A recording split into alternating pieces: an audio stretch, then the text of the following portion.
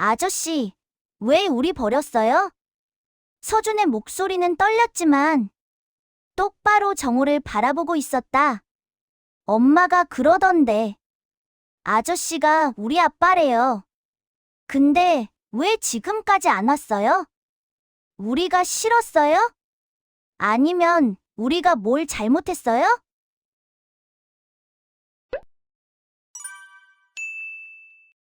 인생은 결국 혼자 시작해서 혼자 끝나는 거야. 그래도 중간은 달라야 하는 거 아닌가? 중간? 중간도 별반 다를 게 없더군. 새벽 5시 반. 윤정호는 침대 옆 탁자 위 물잔을 집어들었다. 어젯밤 마시다 남긴 물이었다. 미지근했다. 창밖은 아직 어두웠고 아파트 단지 어딘가에서 새벽 배송 트럭이 지나가는 소리만 희미하게 들렸다. 그는 침대에서 일어나 거실로 나왔다. 60평대 아파트는 그에게 너무 넓었다. 안방과 침실 2개, 서재 하나, 모두 텅 비어 있었다. 가구는 최소한만 남겨두었다. 소파 하나, 식탁 하나, 침대 하나. 그가 필요로 하는 것은 그것뿐이었다. 정우는 커피를 내렸다. 핸드드립으로 정성스럽게. 누가 보라고 하는 것도 아니었다. 습관이었다. 아침마다 똑같은 방식으로 물을 끓이고 똑같은 속도로 물을 부었다. 원두는 일주일에 1번 직접 로스팅했다. 취미라고 부르기엔 너무 기계적이었고 일상이라고 부르기엔 너무 공허했다. 회사는 잘 돌아갔다. 건설 자재 유통업체. 그가 30대 초반에 시작해서 지금까지 이끌어온 회사였다. 직원은 40명 정도. 크지도 작지도 않은 규모. 매출은 안정적이었고 대표인 그는 이제 주 3회 정도만 사무실에 나가도 충분했다. 사람들은 그를 성공한 사람이라고 불렀다. 50대 후반의 나이에 경제적 자유를 누리고 건강도 나쁘지 않고 외모도 단정했다. 그런데 이상하게도 정호는 자신의 삶이 성공적이라고 느껴본 적이 없었다. 그는 커피를 마시며 거실 창가에 섰다. 아래로 보이는 아파트 단지는 조금씩 불이 켜지고 있었다. 출근 준비를 하는 가정들, 아이를 깨우는 엄마, 도시락을 싸는 아빠, 학교 갈 준비를 하는 아이들. 정우는 그 불빛들을 멍하니 바라보았다. 15년 전 그는 결혼했었다. 미선이라는 여자와 조용하고 따뜻한 사람이었다. 결혼 2년 차에 아이를 가지려고 했지만 계속 실패했다. 병원에서 정밀 검사를 받았고 결과는 충격적이었다. 정우는 아이를 가질 수 없는 몸이었다. 선천적인 문제라고 했다. 치료 가능성도 거의 없다고 했다. 그날 밤 정우는 미선에게 말했다. 당신은 나와 있을 이유가 없어. 다른 사람 만나서 행복하게 살아. 미선은 울면서 거부했지만 정우는 단호했다. 그는 그녀를 사랑했기 때문에 그녀를 보냈다. 아니, 그렇게 스스로를 설득했다. 이혼 후 정우는 일에 몰두했다. 회사는 성장했고 그의 통장 잔고도 늘어났다. 하지만 집은 점점 더 조용해졌다. 처음엔 괜찮았다. 혼자 사는 게 편하다고 생각했다. 그런데 시간이 지날수록 그 고요함이 무게가 되어 그를 짓눌렀다. 정우는 가끔 생각했다. 만약 그때 다른 선택을 했더라면 어땠을까? 미선과 함께 입양을 고려했더라면, 아니면 아이 없이도 둘이서 살 수 있는 방법을 찾았더라면. 하지만 후회는 언제나 때늦은 법이었다. 오전 10시 정우는 집을 나섰다. 오늘은 사무실에 가는 날이 아니었다. 그는 목적 없이 걷는 것을 좋아했다. 집 근처 재래시장을 지나 공원으로 이어지는 골목길을 걸었다. 11월의 공기는 차갑고 건조했다. 은행나무 잎이 노랗게 물들어 길가에 떨어져 있었다. 시장 골목은 활기찼다. 아침부터 장을 보는 사람들, 좌판을 펼치는 상인들, 떡볶이 냄새와 생선 냄새가 뒤섞여 있었다. 정우는 그 속을 천천히 걸었다.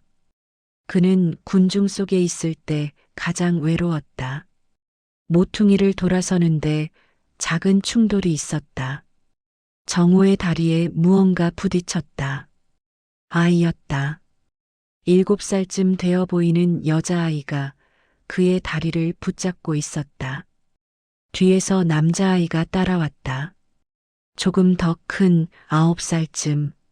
미안해요. 여자아이가 말했다. 목소리는 맑았다. 정우는 괜찮다고 손을 흔들었다. 그런데 발걸음이 떨어지지 않았다. 아이의 눈. 그 눈동자가 이상하게 익숙했다. 어디선가 본 것 같은 느낌. 아니, 거울에서 본 것 같은 느낌. 서아야, 가자. 남자아이가 여자아이의 손을 잡았다. 정우는 그 장면을 멍하니 바라보았다. 두 아이는 시장 안쪽으로 사라졌다. 그는 한참을 그 자리에 서 있었다. 발이 땅에 붙은 것처럼 움직이지 않았다. 집으로 돌아오는 길. 정우는 계속 아이들의 얼굴을 떠올렸다.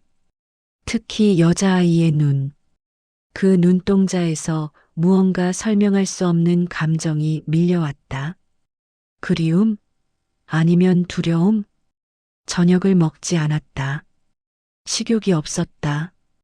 그는 소파에 앉아 천장을 바라보았다.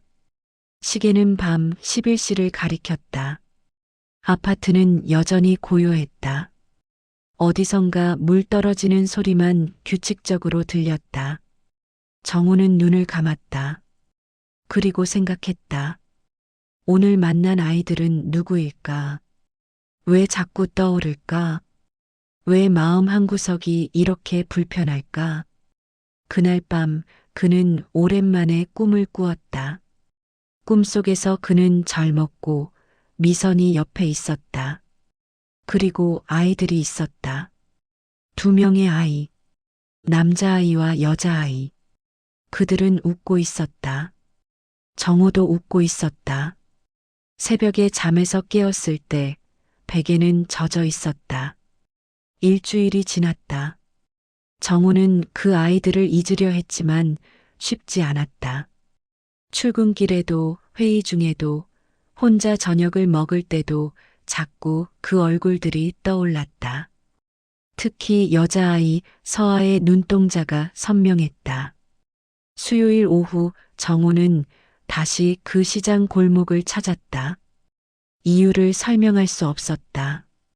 그냥 발걸음이 그쪽으로 향했다. 그는 천천히 골목을 걸으며 주변을 둘러보았다. 아이들이 보일 리 없었다. 지난주에 우연히 마주친 것뿐인데 다시 만날 확률은 거의 없었다. 그런데 이상한 일이 일어났다. 떡볶이 가게 앞에서 그 남자아이를 발견한 것이다. 아이는 손에 비닐봉지를 들고 있었다. 장을 보는 중인 것 같았다. 여자아이는 보이지 않았다. 정우는 멈춰섰다. 다가가야 할까 말아야 할까? 그가 망설이는 사이 아이가 그를 먼저 알아보았다. 저번에 봤던 아저씨네요. 남자아이가 말했다. 표정은 경계심 반, 호기심 반이었다. 응, 그렇네. 혼자 장 보니? 정우가 물었다. 목소리가 어색하게 떨렸다. 동생이 집에 있어요. 감기 걸려서. 아이는 짧게 대답했다. 정우는 더 이상 무슨 말을 해야 할지 몰랐다. 그냥 고개를 끄덕였다. 아이는 그를 한 번 더 쳐다보더니 가게 안으로 들어갔다. 어묵을 사는 것 같았다. 정우는 그 자리에서 기다렸다. 왜 기다리는지 스스로도 몰랐다. 아이가 나왔을 때 그는 자연스럽게 걸음을 맞췄다. 집이 여기 근처니? 정우가 물었다. 네. 저쪽 골목. 아이가 손으로 방향을 가리켰다. 혼자 살아? 아니, 부모님은? 엄마랑 살아요. 아빠는 없어요. 그 말에 정호의 가슴이 철렁했다. 그는 더 묻지 않았다. 아이도 더 말하지 않았다. 그렇게 둘은 조용히 걸었다. 골목 안쪽으로 들어갈수록 건물들은 낡아졌다. 페인트가 벗겨진 벽, 녹슨 계단, 좁은 통로. 아이는 익숙한 걸음으로 골목 깊숙이 들어갔다. 정우는 조금 떨어져서 따라갔다. 아이가 멈춘 곳은 3층짜리 빌라였다. 외벽은 오래되어 보였고 1층 입구 옆에는 페인트 간판이 있었다. 동네 반찬 가게. 2층에서 아이 울음소리가 들렸다. 여기에요.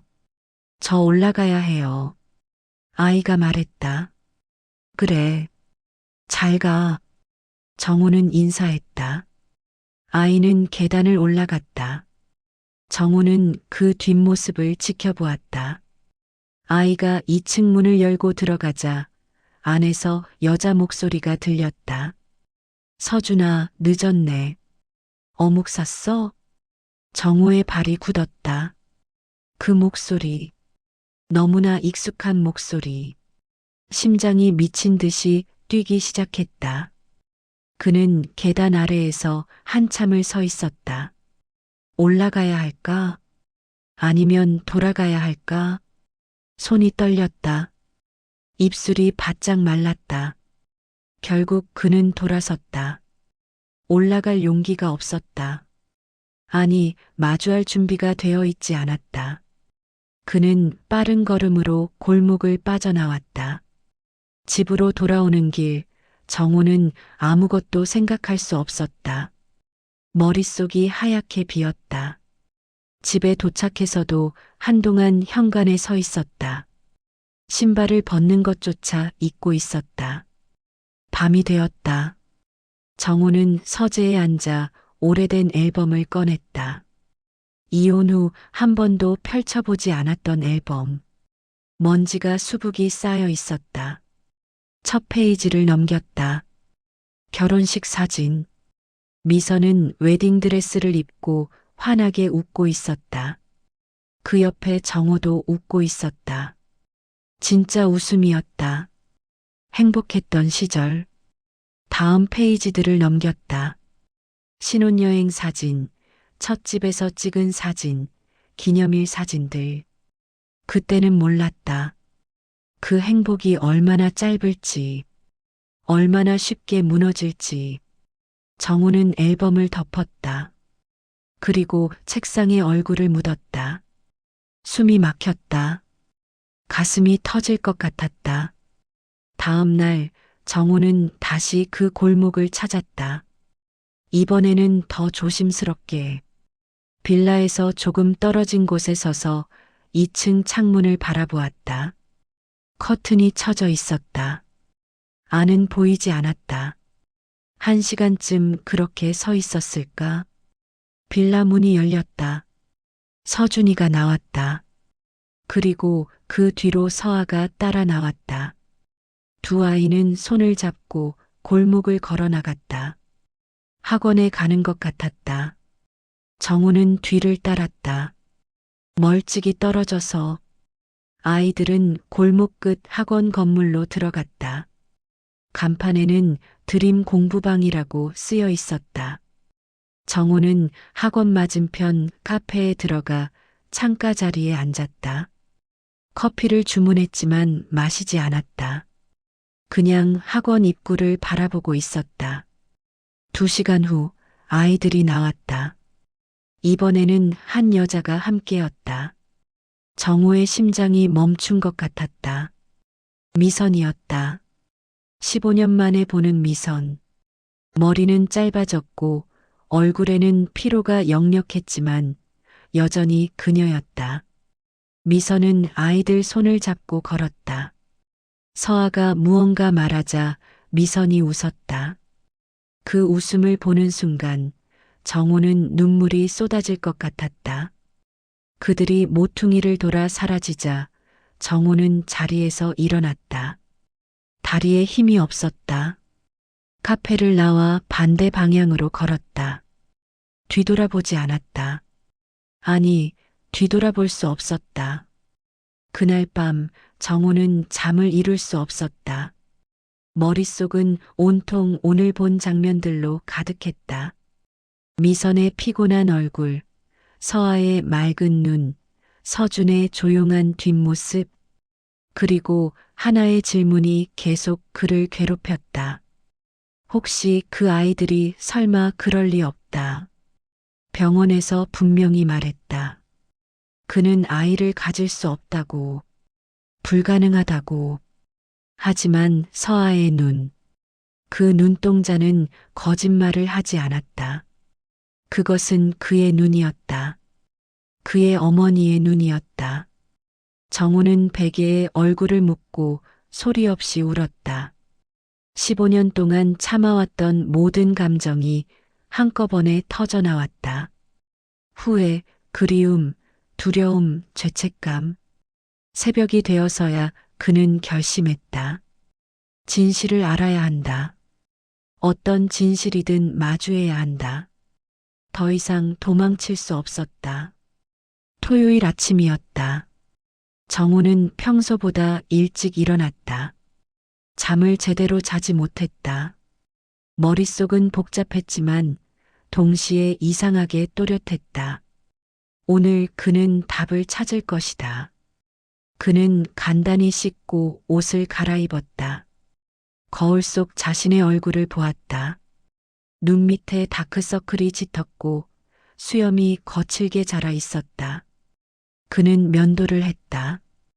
왜 그래야 하는지는 몰랐지만 단정해야 할 것 같았다.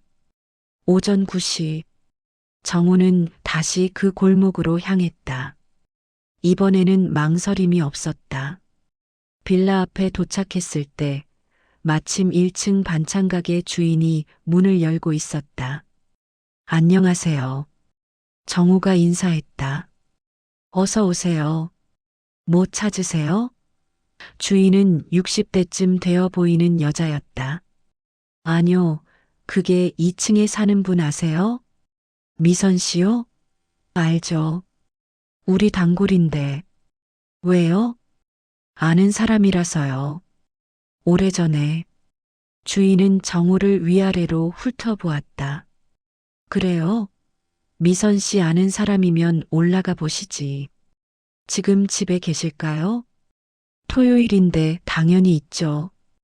애들 데리고 어디 나가지 않으면 집에 있어요. 정우는 고개를 끄덕이고 계단을 올라갔다. 2층에는 문이 2개 있었다. 왼쪽 문에서 아이들 목소리가 들렸다. 그는 그 문 앞에 섰다. 손을 들어 초인종을 눌러야 했다. 하지만 손가락이 움직이지 않았다. 그는 한참을 그렇게 서 있었다. 문 안에서는 TV 소리가 들렸다. 만화 프로그램 같았다. 결국 그는 초인종을 누르지 못했다. 대신 계단을 내려와 골목을 빠져나왔다. 다리가 후들거렸다. 근처 벤치에 앉아 숨을 골랐다. 한심했다. 이렇게까지 비겁할 수 있다니. 그는 자신에게 화가 났다. 15년 전에도 도망쳤고 지금도 도망치고 있었다. 오후가 되었다. 정우는 여전히 벤치에 앉아 있었다. 지나가는 사람들이 그를 이상하게 쳐다보았지만 신경 쓰지 않았다. 그는 그냥 빌라 쪽을 바라보고 있었다. 오후 3시쯤 빌라 문이 열렸다. 미선이 나왔다. 아이들은 함께 있지 않았다. 그녀는 큰 가방을 들고 있었다. 시장 보러 가는 것 같았다. 정우는 자리에서 일어났다. 이번에는 따라가지 않았다. 대신 빌라 쪽으로 천천히 걸어갔다. 그리고 2층으로 올라갔다. 문 앞에 섰다. 안에서 아이들 목소리가 들렸다. 서아의 목소리였다. 오빠, 이거 봐. 내가 그렸어. 정우는 눈을 감았다. 심호흡을 했다. 그리고 초인종을 눌렀다. 잠시 후 문이 열렸다. 서준이 얼굴을 내밀었다. 정우를 보자 눈이 커졌다. 아저씨? 안녕. 엄마 계시니? 엄마 장 보러 가셨어요. 그래. 그럼 정우는 말을 잇지 못했다. 서준은 잠시 망설이다가 문을 열었다. 들어오실래요? 엄마 곧 올 거예요. 정우는 현관에 들어섰다. 좁은 집이었다. 방 2개의 작은 거실. 하지만 깨끗했다. 벽에는 아이들 그림이 붙어 있었고 거실 한쪽에는 책들이 가지런히 정리되어 있었다. 앉으세요. 서준이 말했다. 정우는 소파에 앉았다. 서아가 안방에서 나왔다. 정우를 보자 경계하는 눈빛을 보였다. 오빠, 저 사람 누구야? 아저씨 엄마 아는 분인가 봐. 정우는 아이들을 번갈아 보았다. 서아는 여전히 그를 경계했지만 서준은 조금 더 편안해 보였다. 그림 그리는 거 좋아하니? 정우가 서아에게 물었다. 서아는 고개를 끄덕였다. 네. 나중에 화가 될 거예요. 그래. 좋겠다. 오빠는? 서준이 대답했다. 저는 잘 모르겠어요. 엄마가 공부 열심히 하래요. 정우는 더 이상 말을 이어가지 못했다. 목이 메었다. 그는 아이들을 그냥 바라보았다. 서아의 눈, 서준의 인매. 모두 낯설지 않았다. 30분쯤 지났을까? 현관문이 열렸다. 미선이 장바구니를 들고 들어왔다. 그리고 거실에 앉아 있는 정우를 보았다. 장바구니가 바닥에 떨어졌다. 감자와 양파가 굴러갔다. 정우 씨? 미선의 목소리는 떨렸다. 얼굴은 하얗게 질렸다. 정우는 자리에서 일어났다. 미선 씨. 두 사람은 한참을 그렇게 서로를 바라보았다. 시간이 멈춘 것 같았다. 아이들은 두 사람의 분위기를 감지했는지 조용히 방으로 들어갔다. 어떻게 여기를 미선이 겨우 말을 꺼냈다. 우연히 시장에서 아이들을 봤어요. 미선은 떨어진 장바구니를 주었다. 손이 떨렸다. 정우가 도우려 하자 그녀는 고개를 저었다. 앉으세요. 미선이 말했다. 목소리는 차가웠다. 정우는 다시 소파에 앉았다. 미선은 주방에 장바구니를 내려놓고 거실로 나왔다. 그녀는 정우 맞은편에 앉았다. 왜 왔어요? 아이들이 저는 그냥. 아이들이 뭐요? 정우는 대답할 수 없었다. 어떻게 설명해야 할지 몰랐다. 미선은 그의 침묵을 지켜보았다. 돌아가세요. 우리 인생에 다시 나타나지 마세요. 미선 씨, 저는 15년이에요. 15년 동안 연락 한 번 없었잖아요. 그런데 갑자기 나타나서 뭐 하시려고요? 미선의 목소리에는 분노가 섞여 있었다. 하지만 동시에 슬픔도 있었다. 정우는 그 슬픔을 견딜 수 없었다. 혹시 그 아이들이 정우는 말을 꺼냈다가 멈췄다. 미선은 정우를 똑바로 쳐다보았다. 그녀의 눈에는 눈물이 고여 있었다. 뭐라고 생각하세요? 병원에서 분명히. 병원 말씀하시는 거예요? 그 진단 말씀하시는 거예요? 미선은 일어섰다. 방으로 들어가더니 무언가를 들고 나왔다. 서류였다. 그녀는 그것을 정우 앞에 던졌다. 읽어보세요. 정우는 서류를 집어들었다. 병원 진단서였다. 날짜는 15년 전. 하지만 내용이 이상했다. 진단명이 다르게 적혀 있었다. 정우가 기억하는 것과 달랐다. 이게 뭐예요? 그게 진짜 진단서예요. 당신이 받았던 건 가짜였어요. 정우의 손이 떨렸다. 가짜? 무슨 말이에요? 당신 어머니가 조작했어요. 우리 결혼을 반대하셨잖아요. 아이를 가질 수 없다는 진단서를 만들어서 우리를 갈라놓으려고 했던 거예요. 정우는 숨을 쉴 수 없었다. 머릿속이 새하얗게 변했다. 미선은 계속 말했다. 당신이 이혼하자고 했을 때 저는 이미 임신 중이었어요. 하지만 말하지 않았어요. 당신이 그렇게까지 저를 떠나보내고 싶어 한다면 저도 더 이상 매달리고 싶지 않았으니까요. 그럼 그 아이들이, 네, 당신 아이들이에요. 정우는 그 자리에서 무너졌다. 소파에 주저앉아 얼굴을 손으로 가렸다. 숨이 막혔다. 가슴이 찢어지는 것 같았다. 미선은 그를 내려다보았다. 눈물이 볼을 타고 흘렀다. 이제 알았으니 돌아가세요. 우리는 이대로 잘 살고 있어요. 미선 씨, 제발 부탁이에요. 돌아가세요. 정우는 일어섰다. 다리에 힘이 없었다. 그는 비틀거리며 현관으로 갔다. 문을 열고 나갔다. 계단을 내려가는데 무릎이 꺾였다. 그는 계단에 주저앉았다. 얼마나 그렇게 있었을까? 해가 지고 있었다. 정우는 겨우 일어나 골목을 빠져나왔다. 집으로 가는 길은 기억나지 않았다. 그냥 걸었다. 아무 생각 없이. 집에 도착했을 때는 밤이었다. 정우는 어둠 속에 앉아 아무것도 하지 않았다. 움직일 수도 생각할 수도 없었다. 그냥 그렇게 밤을 보냈다. 새벽에 문득 정신이 돌아왔다. 그리고 깨달았다. 15년 동안 자신이 무엇을 잃어버렸는지, 무엇을 저버렸는지, 얼마나 큰 죄를 지었는지. 정우는 바닥에 엎드려 울었다. 소리내어 울었다. 15년 동안 참아왔던 모든 것이 터져나왔다. 일주일이 지났다. 정우는 회사에 나가지 않았다. 직원들에게 개인 사정이 있다고만 전했다. 그는 집에만 있었다.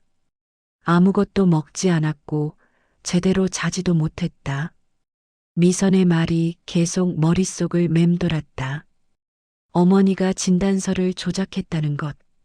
그럴 리 없다고 생각했지만 동시에 그럴 수도 있다는 생각도 들었다. 어머니는 그의 결혼을 강하게 반대했었다.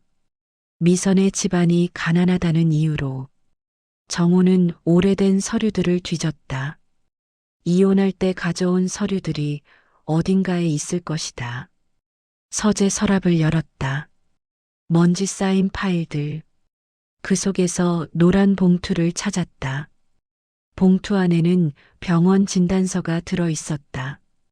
정우는 그것을 꺼내 자세히 보았다. 병원 이름, 담당 의사, 진단 내용. 모두 정확해 보였다. 하지만 미선이 보여준 서류와는 분명히 달랐다. 정우는 진단서를 들고 병원으로 갔다. 15년 전 그 병원. 다행히 아직 같은 자리에 있었다. 원무과에 들어가 담당자에게 진단서를 내밀었다. 15년 전 기록인데요. 확인 좀 해주실 수 있나요? 담당자는 진단서를 받아보더니 컴퓨터를 두드렸다. 환자분 성함과 생년월일 말씀해 주세요. 정우가 정보를 주자 담당자는 한참 화면을 들여다보았다. 이상하네요. 기록에는 다른 내용이 나와 있는데요. 다른 내용이요? 네. 여기 시스템에는 정상 소견으로 나와 있어요. 불임 진단은 없고요. 정호의 심장이 쿵 내려앉았다. 그럼 이 진단서는 뭡니까? 이건 잠깐만요. 확인해 볼게요. 담당자는 서류를 자세히 살펴보더니 고개를 저었다. 이건 위조된 것 같은데요. 담당 의사 서명도 다르고 병원 직인도 조금 이상해요. 정우는 의자에 주저앉았다. 미선의 말이 진실이었다. 어머니가 정말로 진단서를 조작한 것이다. 혹시 당시 기록을 발급받을 수 있나요? 물론이죠. 잠시만요. 10분 후 정우는 진짜 진단서를 손에 들고 있었다. 거기에는 명확히 적혀 있었다. 정상 소견. 생식 능력에 이상 없음. 정우는 병원을 나와 차에 올랐다. 그리고 어머니에게 전화했다. 5년 전 돌아가신 어머니. 전화는 물론 연결되지 않았다. 그는 그냥 허공에 대고 소리쳤다. 왜 그러셨어요? 왜 제 인생을 그렇게 만드셨어요? 아무 대답이 없었다. 그는 핸들에 이마를 기댔다. 눈물이 흘렀다. 분노와 슬픔이 뒤섞였다. 다음 날 정우는 옛 친구를 만났다. 법조계에서 일하는 친구였다. 진우라는 이름에 대학 때부터 알던 친구. 오랜만이다. 무슨 일이야? 얼굴이 왜 그래? 진우가 물었다. 정우는 모든 것을 털어놓았다. 어머니의 조작, 아이들의 존재, 미선과의 재회. 진우는 조용히 듣고 있었다. 법적으로는 어떻게 할 수 있어요? 정우가 물었다. 글쎄, 어머님이 이미 돌아가셨으니 고소는 어렵고, 하지만 친자 확인은 가능해. DNA 검사를 하면 되지. 미선 씨가 동의할까요? 그건 내가 설득해야지. 근데 정호야, 진짜 중요한 건 법적인 문제가 아니야. 뭔데요? 내가 이제 어떻게 할 건지야. 아이들을 인정할 건지, 아버지로서 책임을 질 건지. 그게 먼저 아니겠어? 진우의 말에 정호는 할 말을 잃었다. 맞는 말이었다. 법적인 문제보다 더 중요한 것은 그의 선택이었다. 솔직히 모르겠어요. 15년 동안 아이 없이 살아왔는데 갑자기 아버지가 되라는 게, 그래, 쉽지 않지. 근데 넌 15년 동안 행복했어? 혼자 사는 게 편했어? 정우는 대답하지 못했다. 진우는 그의 어깨를 두드렸다. 생각해봐. 내가 정말 원하는 게 뭔지. 그게 답이야. 집으로 돌아오는 길, 정우는 다시 그 골목을 찾았다. 빌라 앞에 섰다. 2층 창문에 불이 켜져 있었다. 커튼 너머로 그림자들이 움직였다. 정우는 한참을 그렇게 서 있었다. 올라갈까 말까? 미선은 분명히 거부할 것이다. 아이들도 혼란스러워할 것이다. 그렇다면 그냥 물러나는 게 나을까? 그때 현관문이 열렸다. 서준이가 쓰레기 봉투를 들고 나왔다. 정우를 보자 멈춰섰다. 아저씨? 응. 그냥 지나가다가. 서준은 정우를 가만히 바라보았다. 그 눈빛에는 뭔가 알고 있다는 느낌이 있었다. 엄마가 그러던데요. 아저씨가 우리 아빠래요. 정우는 숨이 막혔다. 엄마가 그렇게 말했어? 네. 저랑 서아한테 말해줬어요. 근데 만나지 말래요. 그래. 서준은 쓰레기를 버리고 돌아왔다. 계단을 올라가다가 멈춰서서 정우를 돌아보았다. 아저씨, 왜 우리 버렸어요? 그 질문에 정우는 무너졌다. 그는 아무 대답도 할 수 없었다. 서준은 더 기다리지 않고 위층으로 올라갔다. 정우는 그 자리에 주저앉았다. 차가운 콘크리트 바닥. 11월의 밤바람은 매서웠다. 하지만 그의 마음은 더 차가웠다. 왜 우리 버렸어요? 그 질문에 대한 답을 그는 아직 찾지 못했다. 어쩌면 평생 찾지 못할지도 모른다. 한 달이 흘렀다. 12월이 되었고 거리에는 크리스마스 장식이 걸렸다. 정우는 그 한 달 동안 많은 시간을 생각하며 보냈다. 회사 일도 소홀히 했다. 부사장이 걱정스러운 눈빛으로 그를 바라보았지만 정우는 설명하지 않았다. 그는 매일 그 골목을 찾았다. 멀리서 빌라를 바라보기만 했다. 가끔 아이들이 나오는 것을 봤다. 학원 가는 길, 마트 가는 길. 정우는 그저 지켜볼 뿐이었다. 어느 날 저녁 정우는 용기를 내어 빌라로 다가갔다. 이번에는 초인종을 눌렀다. 문이 열렸고 미선이 나타났다. 또 왔네요. 미선의 목소리는 지쳐 있었다. 할 말이 있어요. 할 말 없어요. 돌아가세요. 제발 30분만요. 미선은 한숨을 쉬었다. 그리고 문을 열었다. 아이들 안 있어요. 학원 갔어요. 정우는 거실에 들어가 앉았다. 미선은 그 맞은편에 앉았다. 두 사람 사이에는 무거운 침묵이 흘렀다. 미안해요. 정우가 먼저 입을 열었다. 미안하다고 다 되나요? 알아요. 변명의 여지가 없어요. 하지만 저도 속았어요. 진단서가 조작된 줄 몰랐어요. 그래서요? 그게 변명이 돼요? 아니요. 변명이 안 돼요. 설령 진단서가 진짜였다 해도 그렇게 당신을 떠나보낸 건 제 잘못이에요. 미선은 눈물을 훔쳤다. 15년이에요. 15년 동안 혼자 아이들 키웠어요. 쌍둥이를 혼자 낳고 혼자 키웠어요. 얼마나 힘들었는지 알아요? 모르죠. 전혀 모르죠. 그래서 더 죄송해요. 죄송하다고 다 돼요? 그럼 지난 15년이 돌아와요? 정우는 고개를 숙였다. 할 말이 없었다. 미선의 말이 모두 맞았다. 저는 아버지가 되고 싶어요. 정우가 조용히 말했다. 너무 늦었어요. 알아요. 하지만 늦었다고 포기할 수는 없어요. 포기? 당신은 이미 15년 전에 포기했잖아요. 그땐 몰랐어요. 아이들이 있는 줄, 제 아이들인 줄. 알았으면 어쨌을 건데요? 그럼 돌아왔을 거예요? 그 질문에 정우는 대답하지 못했다. 15년 전에 자신이라면 어땠을까? 돌아갔을까? 아니면 또 도망쳤을까? 확신할 수 없었다. 모르겠어요.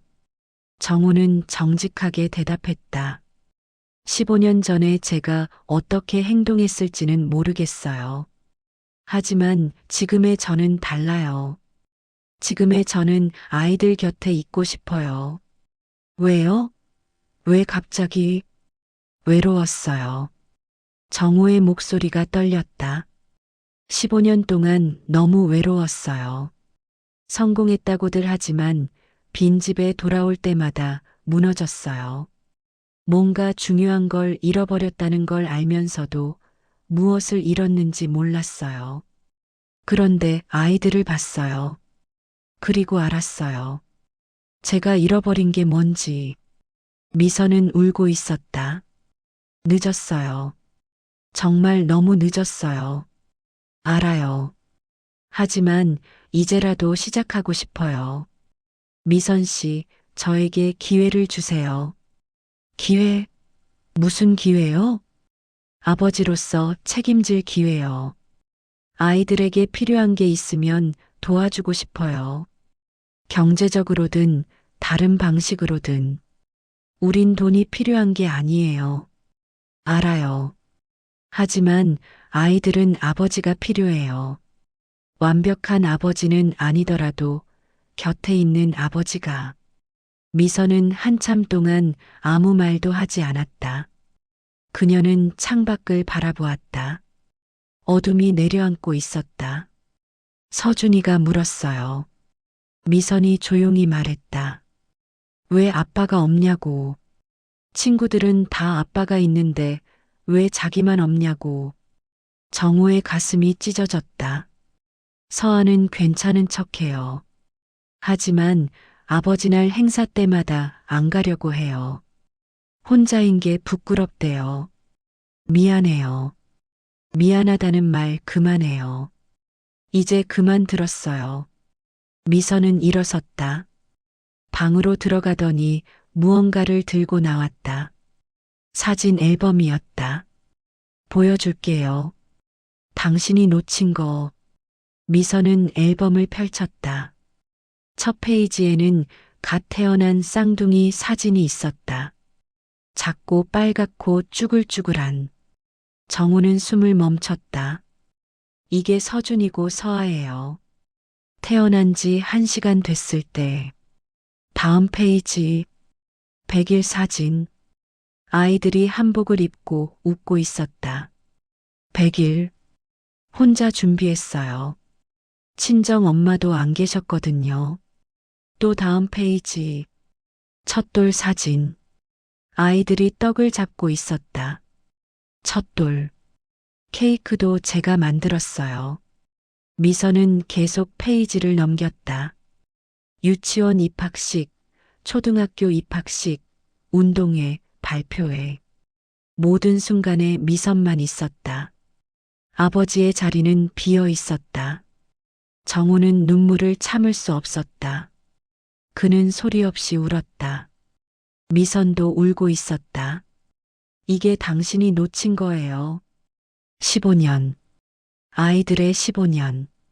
미안해요. 정말 미안해요. 미안하다고 돌아오지 않아요. 시간은 돌아오지 않아요. 앨범을 덮었을 때 두 사람은 한참을 조용히 앉아 있었다. 밖에서 아이들 목소리가 들렸다. 학원에서 돌아오는 것 같았다. 가세요. 미선이 말했다. 아이들 보기 전에. 언제 다시 와도 될까요? 모르겠어요. 생각해 볼게요. 정우는 일어섰다. 현관으로 가다가 멈춰 섰다. 미선 씨. 네. 다시 기회를 주시면 이번에는 도망가지 않을게요. 약속해요. 미선은 대답하지 않았다. 정우는 문을 열고 나갔다. 계단을 내려가는데 아이들과 마주쳤다. 서준과 서아.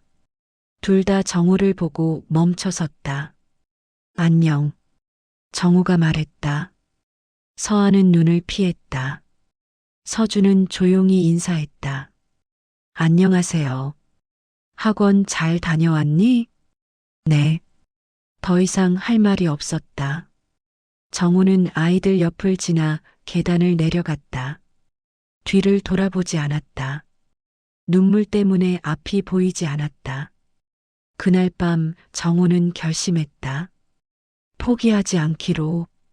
미선이 거절해도 아이들이 받아들이지 않아도 계속 노력하기로. 그것이 그가 할 수 있는 유일한 속죄였다. 크리스마스가 일주일 앞으로 다가왔다.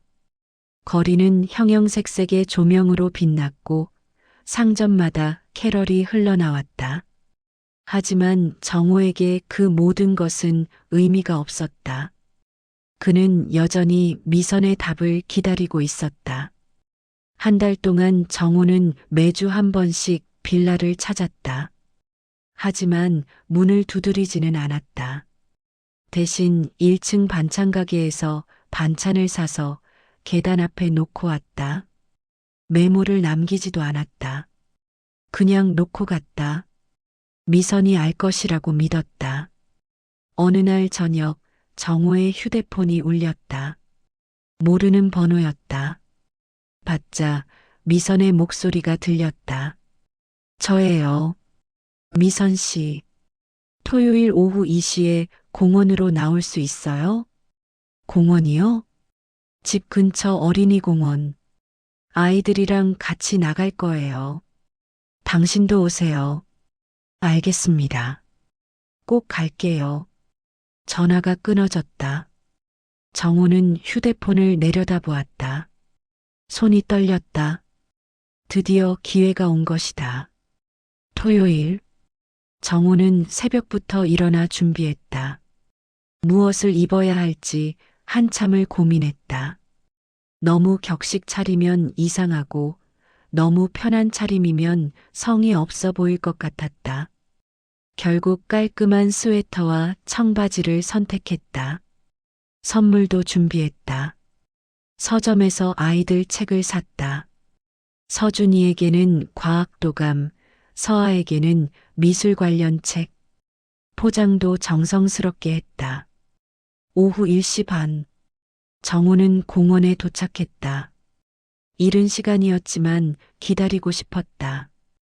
그는 벤치에 앉아 시계를 보았다.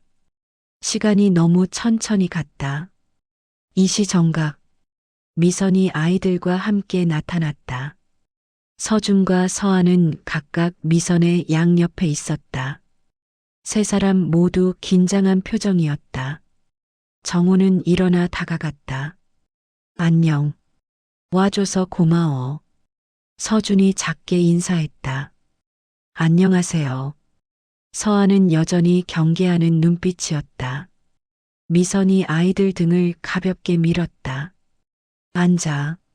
아저씨랑 얘기 좀 하자. 네 사람은 벤치에 앉았다. 어색한 침묵이 흘렀다. 정우는 가방에서 선물을 꺼냈다. 너희들 선물이야. 받아줄래? 서준이 조심스럽게 받았다. 포장을 뜯어보고는 눈이 커졌다. 과학도감이다. 고마워요. 서아는 선물을 받지 않았다.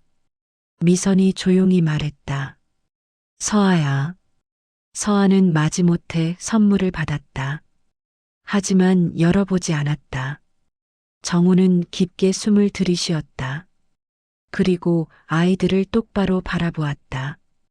너희들에게 할 말이 있어. 엄마한테 들었는지 모르겠지만 나는 너희들 아빠야. 서준이 고개를 끄덕였다. 들었어요. 근데 왜 우리랑 안 살았어요? 서아가 처음으로 입을 열었다. 목소리는 차갑고 단호했다. 정우는 할 말을 잃었다. 어떻게 설명해야 할까? 9살 아이가 이해할 수 있게. 그건 아빠가 잘못 생각해서야. 아빠는 너희들이 있는 줄 몰랐어. 왜 몰랐어요? 그건 복잡한 사정이 있었어. 하지만 그게 변명이 되지는 않아. 아빠가 잘못했어.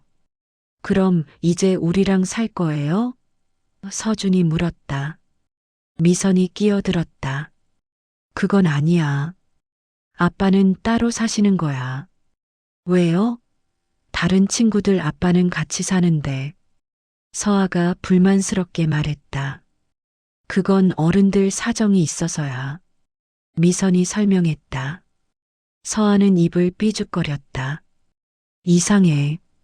아빠라면서 같이 안 살고. 우리 필요 없는 거 아니에요? 그 말에 정호는 가슴이 찢어지는 것 같았다. 그는 무릎을 꿇고 서아와 눈높이를 맞췄다. 아니야. 절대 아니야. 아빠는 너희들이 너무 소중해. 같이 못 사는 건 아빠 잘못이지. 너희들 잘못이 아니야. 그럼 왜 못 살아요? 서아의 눈에 눈물이 고였다. 그건 엄마랑 아빠가 예전에 헤어졌거든. 그게 너무 오래전 일이라서 다시 만나면 되잖아요. 친구 부모님들도 싸우다가 다시 만나던데요. 미선이 서아를 안았다.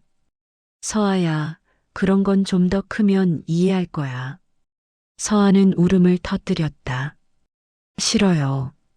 이해 안 해요. 왜 우리만 아빠 없어요? 서준도 눈물을 글썽였지만 참고 있었다. 정우는 두 아이를 보며 무력감을 느꼈다. 그는 아무것도 해줄 수 없었다. 미선이 서아를 달랬다. 울지 마. 아빠가 여기 계시잖아. 안 만날 건 아니야. 하지만 서아야, 엄마 말 들어. 지금은 이렇게 하는 게 맞아. 서아는 계속 울었다. 정우는 그 모습을 지켜보는 것밖에 할 수 없었다. 그날 만남은 그렇게 끝났다. 미선은 아이들을 데리고 집으로 돌아갔다. 정우는 벤치에 남아 한참을 앉아 있었다. 그날 밤 정우는 미선에게 문자를 보냈다. 미안해요. 제가 아이들을 더 힘들게 한 것 같아요. 답장은 1시간 후에 왔다. 당신 잘못이 아니에요. 아이들도 시간이 필요해요. 저도요. 다음에 다시 만날 수 있을까요? 천천히 해요. 급하게 하면 더 안 좋을 것 같아요. 그 후 일주일 동안 정우는 연락하지 않았다. 미선의 말대로 천천히 하기로 했다. 하지만 마음은 조급했다. 아이들 생각이 하루 종일 머릿속을 떠나지 않았다. 크리스마스 이브. 정우는 선물을 준비했다. 서준이에게는 과학 실험 키트, 서아에게는 고급 색연필 세트, 미선에게도 선물을 준비했다. 캐시미어 목도리. 그는 선물을 들고 빌라로 갔다. 하지만 역시 문을 두드리지 않았다. 계단 앞에 놓고 가려고 했다.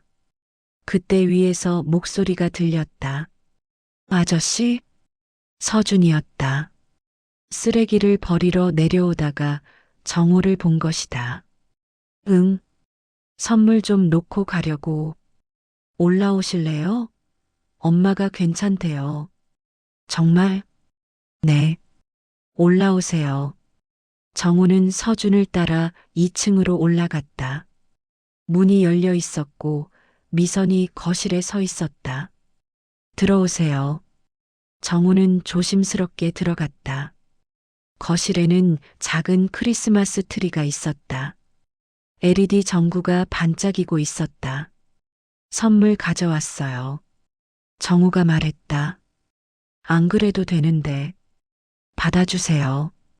크리스마스인데. 서아가 방에서 나왔다. 정우를 보자 표정이 굳었지만 예전보다는 덜 경계하는 것 같았다. 서아야, 인사해. 미선이 말했다.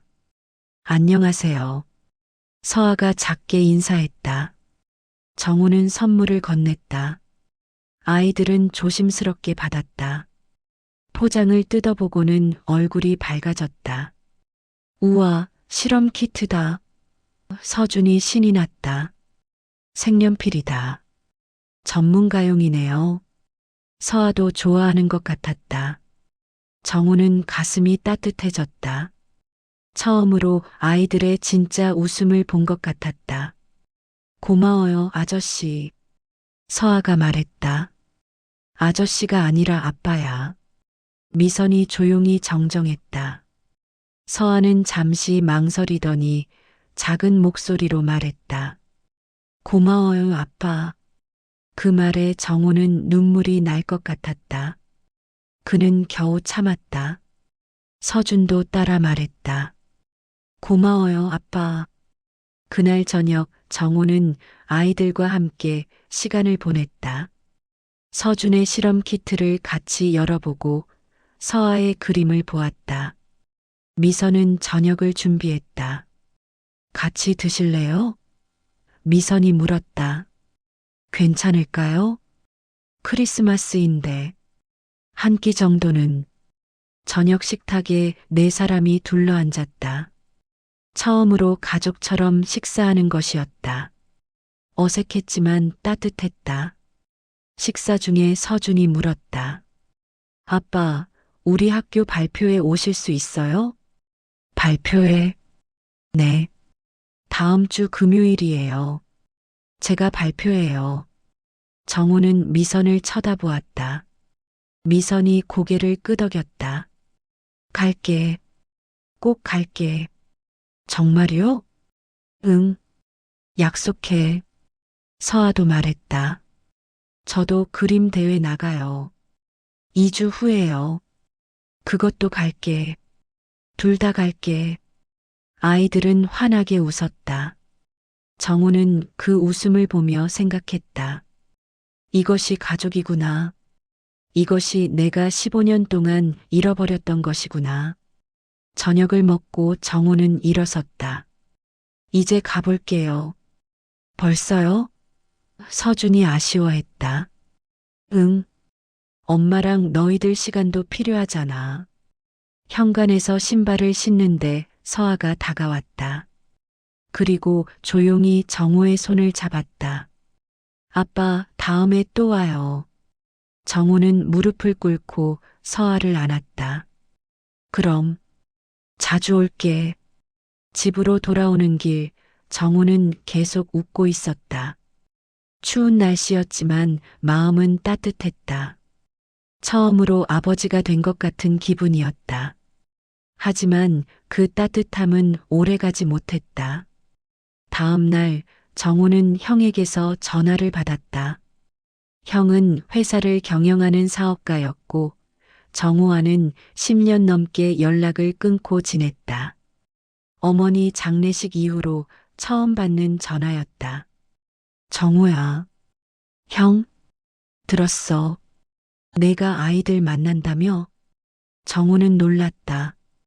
어떻게 알았어요? 우리 쪽 사람이 봤어. 너 요즘 자주 그쪽 골목 간다며? 그게 형이랑 무슨 상관이에요? 상관 있지. 우리 집안 문제잖아. 집안 문제요? 제 개인 일인데요. 개인 일이 아니야. 넌 윤 씨 집안 사람이고 내가 뭘 하든 집안에 영향을 줘. 무슨 소리예요? 그 여자랑 아이들. 돈 노리고 접근하는 거 아니야? 정우는 화가 치밀었다. 형, 지금 무슨 말을 하는 거예요? 사실대로 말하는 거지. 15년 만에 갑자기 나타나서 아버지 행세? 다 돈 때문이야. 미선 씨는 그런 사람 아니에요. 그리고 아이들은 제 친자식이에요. 증거 있어? DNA 검사했어? 아직은. 마. 확실한 것도 없잖아. 그냥 속는 거야.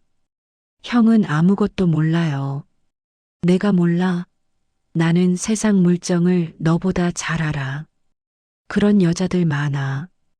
혼자 애 키우다가 돈 있는 남자 만나면 아빠라고 들이미는 거. 정우는 전화를 끊어버렸다. 손이 떨렸다. 형의 말에 화가 났지만 동시에 불안했다.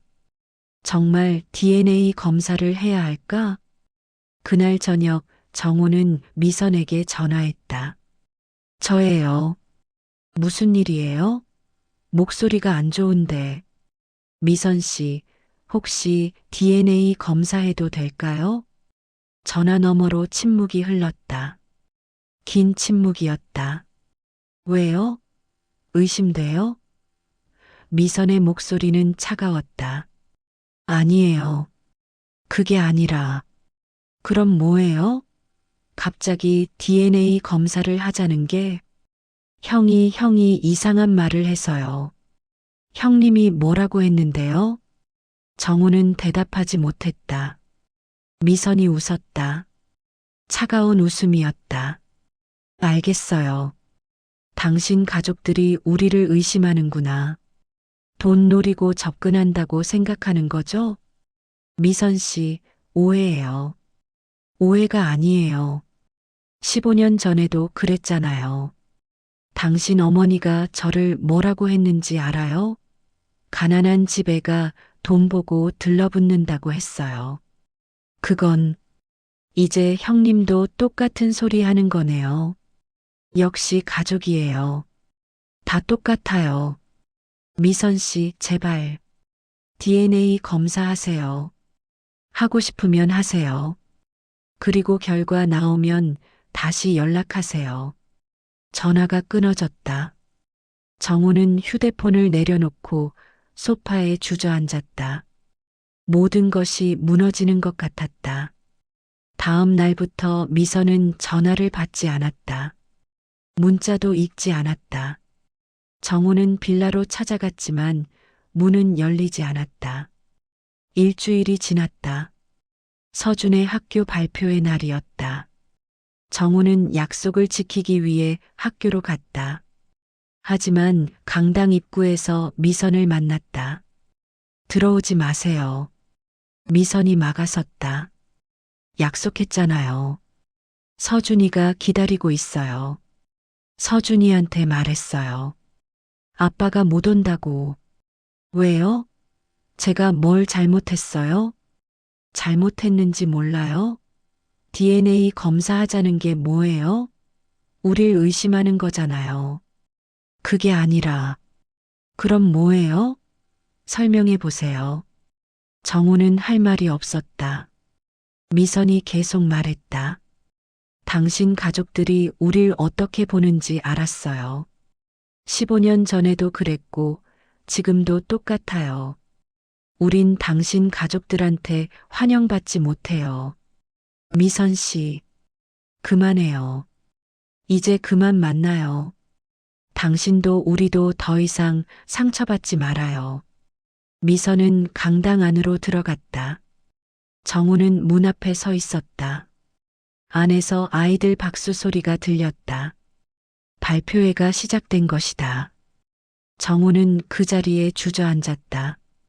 차가운 복도 바닥. 겨울 햇살이 창문을 통해 들어왔지만 따뜻하지 않았다. 그는 모든 것을 잃은 것 같았다. 다시 한번 2주가 지났다. 정우는 회사에 나가지 않았다. 부사장이 여러 번 전화했지만 받지 않았다. 그는 집에만 있었다. 커튼을 치고 불을 끄고 그냥 누워 있었다. 먹지도 않았다. 냉장고에는 음식이 가득했지만 손이 가지 않았다. 물만 마시며 버텼다. 몸무게가 5kg 넘게 빠졌다. 형은 계속 연락했다. 정우야, 정신 차려. 내 말이 맞았잖아. 그 여자가 본색을 드러낸 거야. 정우는 형의 말에 대꾸하지 않았다. 형은 아무것도 몰랐다. 미선의 고통을, 아이들의 상처를, 자신의 죄책감을. 어느 날 밤 정우는 베란다에 섰다. 30층 높이, 아래가 아득했다. 그는 난간에 손을 올렸다. 바람이 불었다. 추웠다. 이렇게 끝내면 편할까? 그런 생각이 스쳤다. 하지만 곧 고개를 저었다. 비겁한 생각이었다. 도망치는 것이었다. 15년 전처럼. 그는 베란다에서 내려와 소파에 앉았다. 휴대폰을 집어들었다. 미선에게 마지막으로 문자를 보내기로 했다. 미안해요. 제가 모든 걸 망쳤어요. DNA 검사 같은 소리를 해서 미안해요. 당신과 아이들을 의심한 게 아니에요. 단지 형이 자꾸 그런 말을 해서 흔들렸어요. 하지만 그게 변명이 안 된다는 거 알아요. 당신 말이 맞아요. 저는 여전히 비겁해요. 15년 전에도 도망갔고 지금도 똑같아요. 하지만 한 가지는 알아주세요. 저는 진심으로 아버지가 되고 싶었어요. 아이들을 사랑해요. 짧은 시간이었지만 그 애들이 제 전부였어요. 이제 더 이상 연락하지 않을게요. 당신과 아이들이 행복하게 살았으면 좋겠어요. 정말 미안해요. 문자를 보내고 휴대폰을 내려놓았다. 답장은 오지 않을 것이다. 그는 눈을 감았다. 다음 날 새벽 3시 휴대폰이 울렸다. 모르는 번호였다. 정우는 받지 않으려다가 뭔가 이상한 느낌이 들어받았다. 여보세요? 윤정호 씨죠? 저는 서울대병원 응급실입니다. 정호의 심장이 멈췄다. 미선 씨가 여기 계신데요. 환자분이 깨어나서 당신 번호를 알려주셨습니다. 무슨 일이에요? 미선 씨가 왜 거기? 교통사고였습니다. 다행히 큰 부상은 아닌데 아이들이 함께 있어서요. 누가 와야 할 것 같습니다. 지금 갑니다. 정우는 옷을 걸치고 뛰쳐나갔다. 차를 몰았다. 새벽 거리는 한산했다. 그는 과속했다. 빨간불도 몇 번 무시했다. 30분 만에 병원에 도착했다. 응급실로 뛰어들어갔다. 간호사에게 미선의 이름을 말했다. 안내를 받아 병실로 갔다. 커튼을 젖히자 미선이 누워 있었다. 이마에 붕대를 감고 있었다. 옆 침대에는 서준과 서아가 나란히 누워 있었다. 두 아이 모두 잠들어 있었다. 미선 씨 정우가 다가갔다. 미선이 눈을 떴다. 정우를 보자 눈물이 흘렀다. 왔어요. 무슨 일이에요? 어떻게 된 거예요? 택시 타고 집에 가는데 갑자기 차가. 미선은 말을 잇지 못하고 울었다. 정우는 그녀의 손을 잡았다. 괜찮아요. 이제 괜찮아요. 제가 여기 있어요. 의사가 들어왔다. 보호자이세요? 네. 환자분은 가벼운 뇌진탕과 타박상입니다. 아이들은 더 가벼워요. 겉만 좀 다쳤고 내부 손상은 없습니다. 오늘 하루 관찰하고 내일 퇴원 가능합니다. 감사합니다. 의사가 나가고 정우는 미선 옆에 앉았다. 미선은 여전히 울고 있었다. 무서웠어요. 애들이 다칠 뻔했어요. 괜찮아요. 아이들 괜찮아요. 혼자였으면 어떻게 했을까요? 이제 혼자 아니에요. 제가 있잖아요. 미선은 정우를 바라보았다. 정말요? 또 안 떠나요? 안 떠나요. 절대 안 떠나요. 약속해요? 약속해요. 그때 서아가 깨어났다. 눈을 뜨더니 주변을 둘러보았다. 정우를 보자 울음을 터뜨렸다. 아빠. 정우는 서아에게 다가가 안았다. 괜찮아. 아빠 여기 있어. 무서웠어요. 이제 안 무서워. 아빠가 지켜줄게. 서준도 깨어났다. 그도 정우를 보자 울었다. 정우는 두 아이를 양쪽에 안았다. 미안해. 아빠가 늦어서 미안해. 아빠 안 가죠? 서준이 물었다. 안 가. 절대 안 가. 약속? 약속? 정우는 그날 밤을 병원에서 보냈다. 의자에 앉아 미선과 아이들을 지켰다. 한숨도 자지 않았다. 그냥 지켜보았다. 새벽에 미선이 깨어났다. 정우가 여전히 거기 있는 것을 보고 놀랐다. 안 주무셨어요? 괜찮아요. 못 자겠더라고요. 피곤하실 텐데. 괜찮아요. 미선은 한참 정우를 바라보았다. 그리고 조용히 말했다. 미안해요. 제가 너무 심하게 했어요. 아니에요. 제가 잘못한 거예요. 아니에요. 저도 이해해요. DNA 검사하자는 거 충분히 그럴 수 있어요.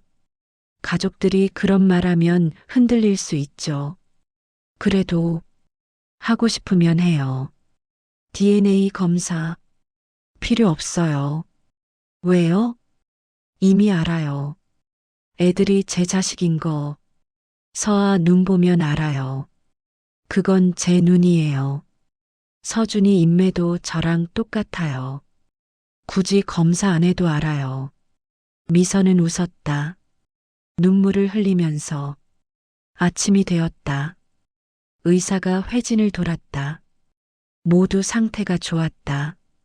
오후에 퇴원할 수 있다고 했다.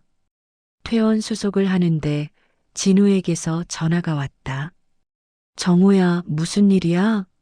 소문 들었어. 무슨 소문? 내 형이 뭔가 꾸미고 있대. 너를 회사에서 밀어내려고. 뭐? 너 요즘 회사 안 나가잖아. 그걸 빌미로 대표 자리에서 쫓아내려고 하는 것 같아. 정우는 한숨을 쉬었다. 알겠어. 나중에 얘기하자. 너 괜찮아? 응, 이제 괜찮아. 전화를 끊고 정우는 미선에게 말했다. 제가 회사 일 때문에 며칠 바쁠 것 같아요. 그래도 매일 올게요. 괜찮아요. 일 먼저 하세요. 아니에요. 당신들이 먼저예요. 회사는 그 다음이에요. 미선은 정우의 손을 잡았다. 고마워요. 그날 저녁 정우는 미선과 아이들을 집에 데려다 주었다. 빌라에 도착하자 계단을 올라가는 것조차 힘들어하는 미선을 부축했다. 집에 들어가서 아이들을 재웠다. 서아는 정우의 손을 꼭 잡고 잠들었다.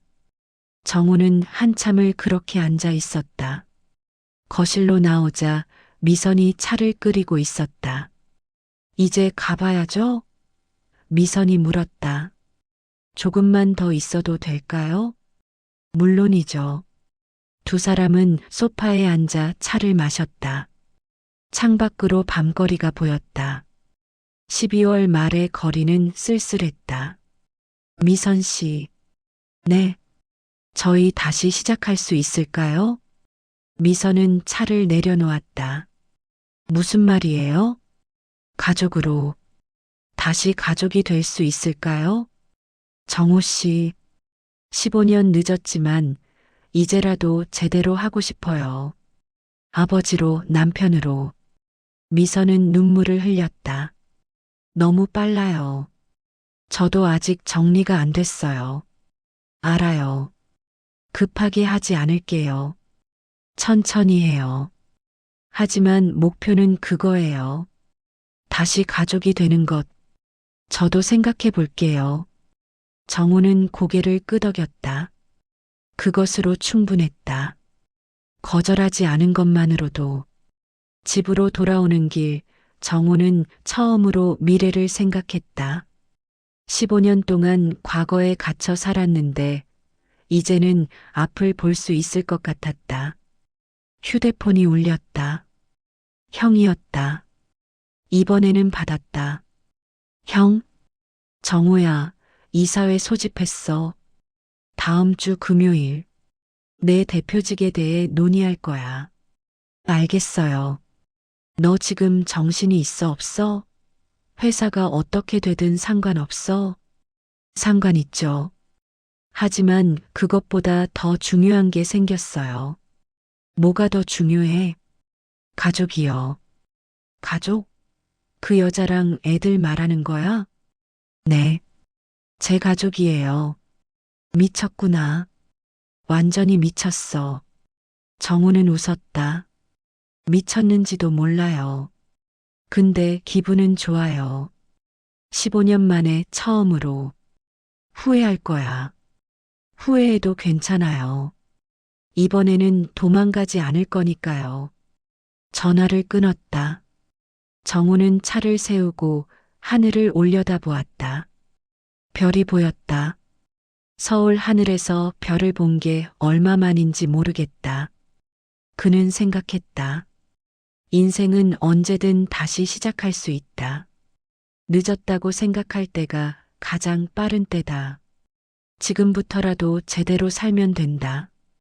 정우는 차를 다시 몰았다. 집으로. 아니, 이제는 집이 아니었다.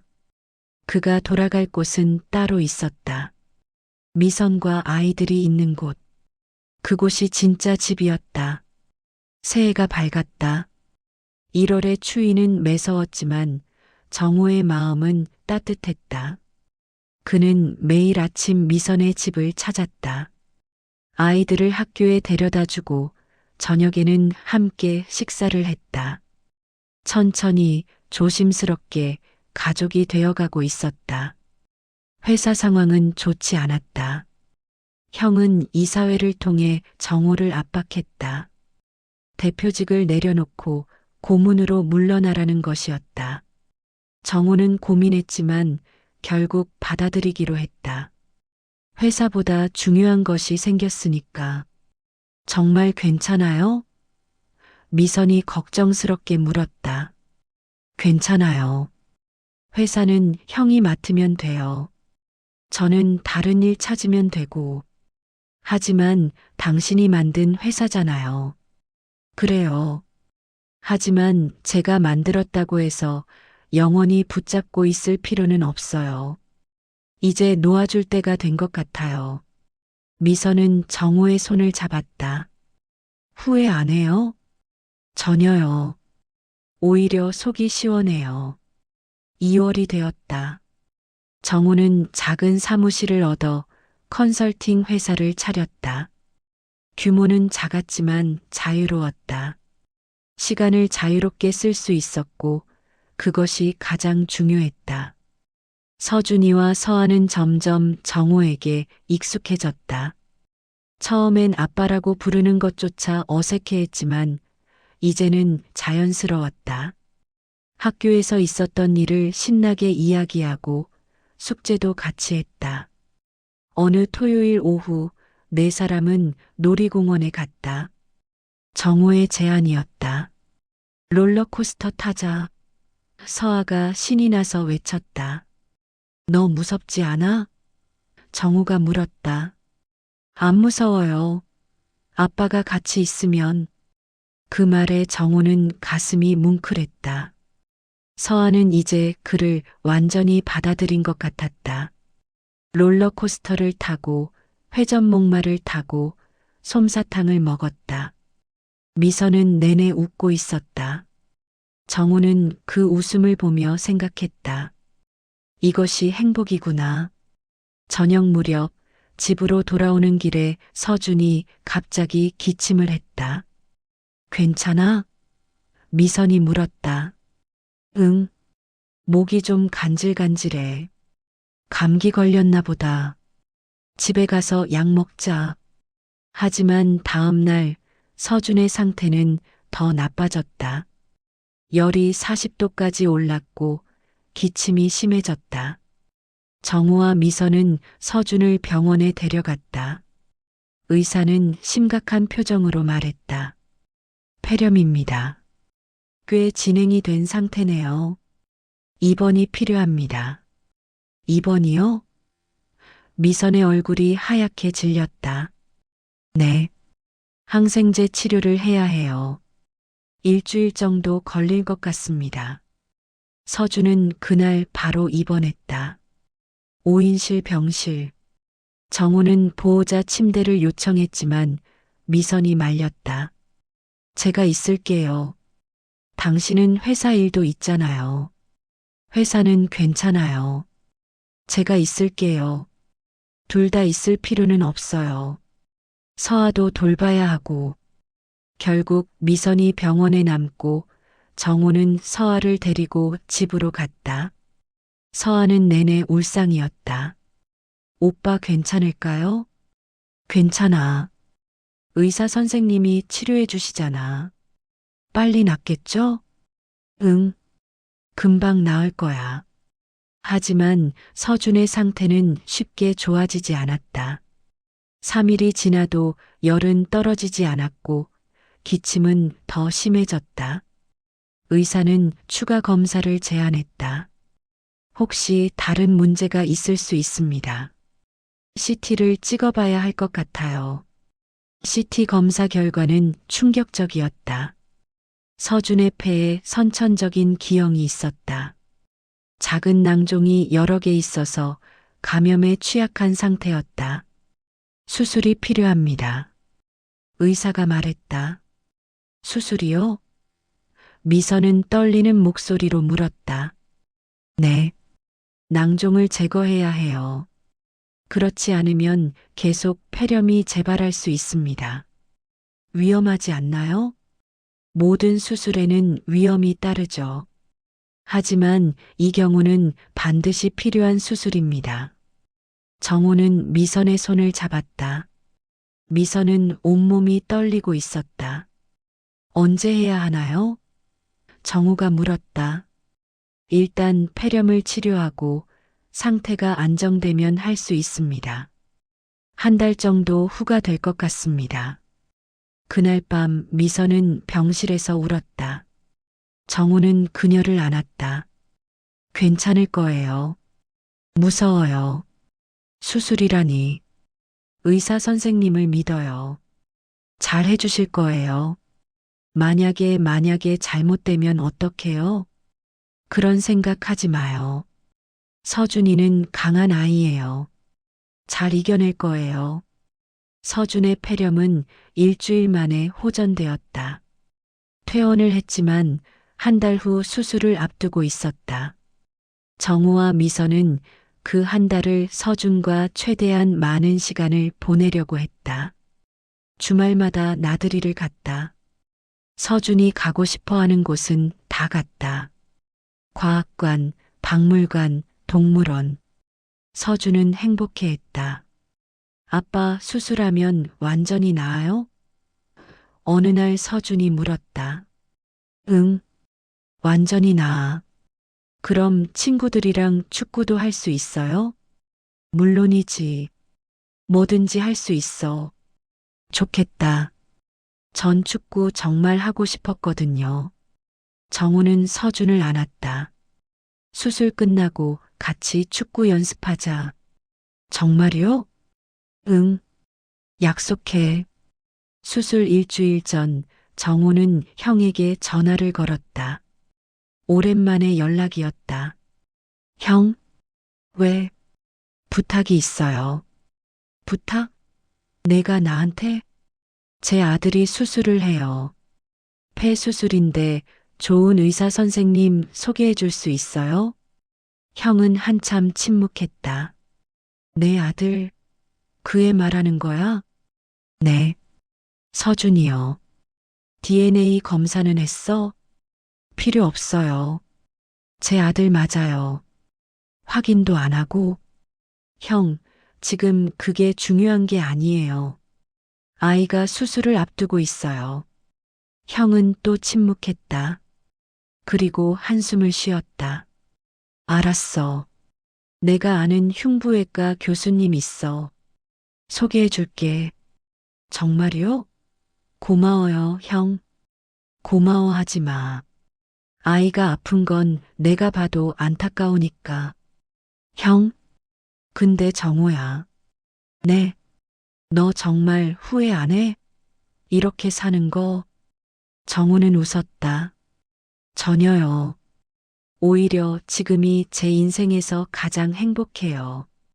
그래. 그럼 됐다. 전화를 끊고 정호는 미선에게 말했다. 형이 좋은 의사 선생님 소개해 준대요. 정말요? 형님이? 네. 놀랐죠?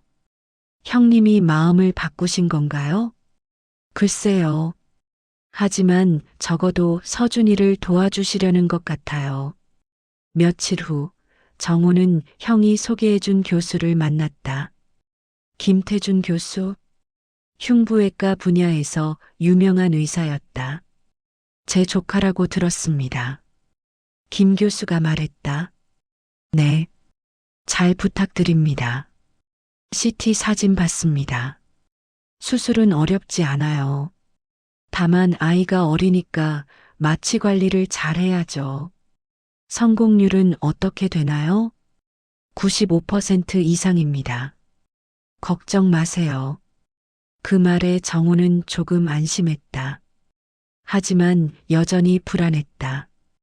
5%의 가능성.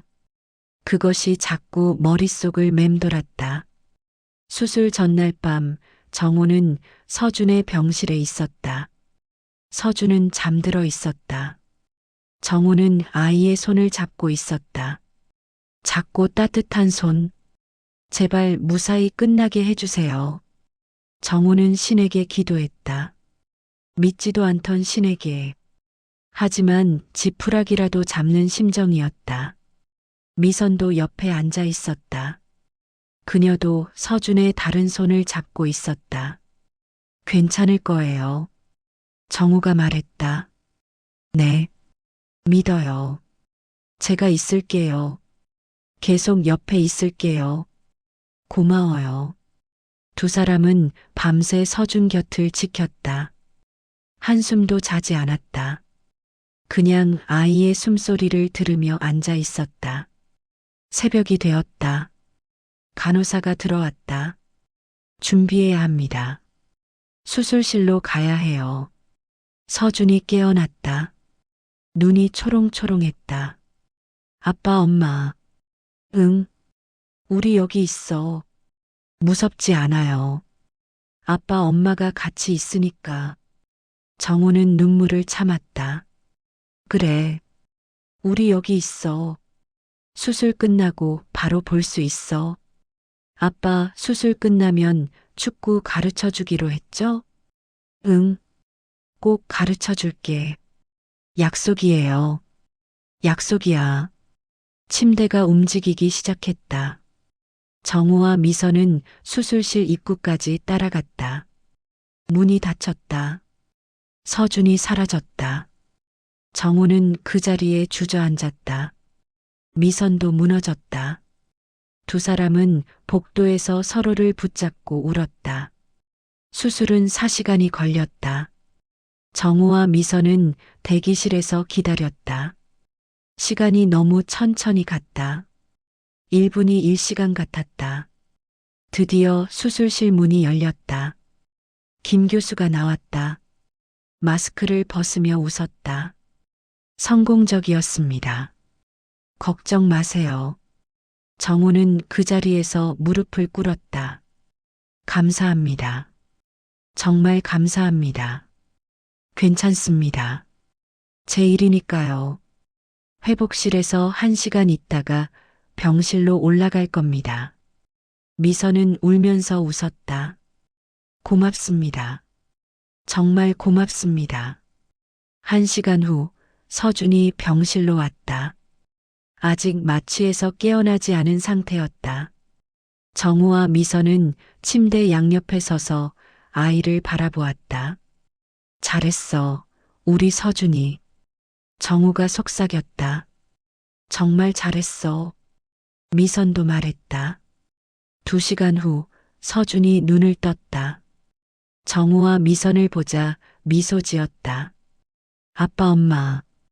응, 우리 여기 있어.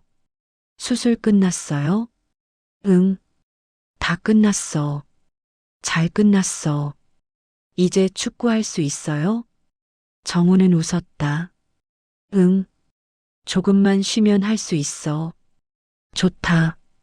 서준은 다시 잠들었다. 정우는 미선을 안았다. 두 사람은 오래도록 그렇게 서 있었다. 서준의 회복은 순조로웠다. 2주 만에 퇴원했고 1달 후에는 학교에도 갈 수 있었다. 정우는 매일 학교에 데려다 주고 데려왔다. 천천히 걷게 하고 무리하지 않게 했다. 3월이 되었다. 봄이 왔다. 벚꽃이 피었고 거리는 화사했다. 정우는 미선과 아이들과 함께 한강공원에 갔다. 벚꽃놀이를 하기 위해. 아빠, 저 뛰어도 돼요? 서준이 물었다. 조금만. 천천히.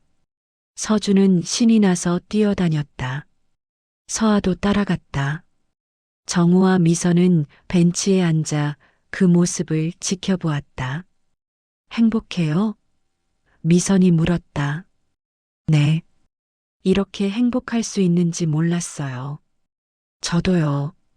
정우는 미선의 손을 잡았다. 미선 씨. 네. 우리 결혼해요. 미선은 정우를 똑바로 바라보았다. 갑자기요? 갑작스럽지 않아요. 계속 생각해 왔어요. 이제 제대로 가족이 되고 싶어요. 하지만 저 알아요. 15년 전 상처가 아직 남아있다는 거. 쉽게 믿을 수 없다는 거. 하지만 이번에는 다를 거예요. 절대 도망가지 않을 거예요. 미선은 눈물을 흘렸다. 무서워요. 또 버림받을까봐. 안 버려요. 절대로. 약속할 수 있어요? 네. 목숨 걸고 약속해요. 미선은 한참을 생각했다. 그리고 천천히 고개를 끄덕였다. 좋아요. 결혼해요. 정우는 미선을 안았다. 벚꽃잎이 두 사람 위로 떨어졌다. 분홍빛 눈처럼. 아이들이 달려왔다. 엄마 아빠 왜 안 와요? 서아가 물었다. 우리 결혼하기로 했어. 정우가 말했다. 정말요? 서준이 눈이 커졌다. 응. 이제 진짜 가족이 되는 거야. 와. 서아가 소리쳤다. 그럼 우리 같이 살아요? 응. 같이 살 거야. 두 아이는 환호했다. 정우와 미선을 안았다. 네 사람은 벚꽃나무 아래에서 오래도록 껴안고 있었다. 하지만 행복은 오래가지 못했다. 4월 어느 날 정우는 병원에서 전화를 받았다. 윤정호 씨죠? 건강검진 결과가 나왔는데요. 병원에 한번 오셔야 할 것 같습니다. 무슨 문제라도 있나요? 전화로는 말씀드리기 어렵습니다. 직접 오시면 설명드리겠습니다. 정우는 불안한 마음으로 병원을 찾았다. 의사는 심각한 표정으로 검사 결과를 보여주었다. 간에 종양이 발견되었습니다. 종양이요? 네. 크기가 4cm 정도 됩니다. 조직 검사를 해봐야 정확히 알 수 있지만 악성일 가능성이 높습니다. 정우는 숨이 막혔다. 암이라는 말씀이신가요? 아직 확정은 아닙니다. 하지만 가능성이 높습니다. 정밀 검사가 필요합니다. 일주일 후 조직 검사 결과가 나왔다. 간암이었다. 다행히 초기였다.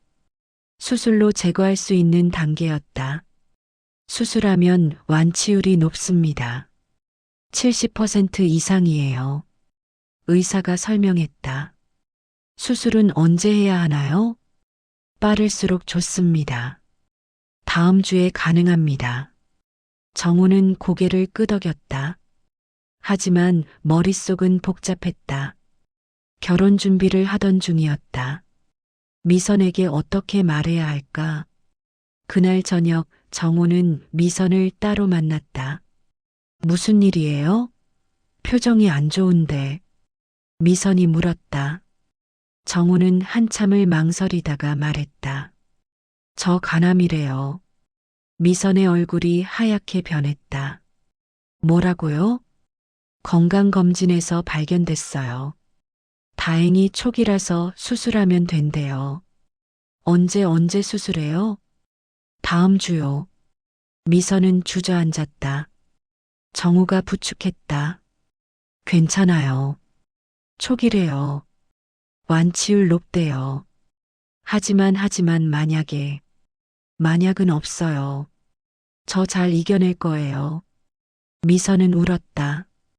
왜 이런 일이? 운이 나빴나 봐요. 하지만 일찍 발견한 게 다행이에요. 아이들한테는 말했어요?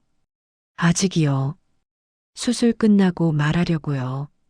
저도 같이 있을게요. 수술할 때, 당연하죠. 수술날이 다가왔다.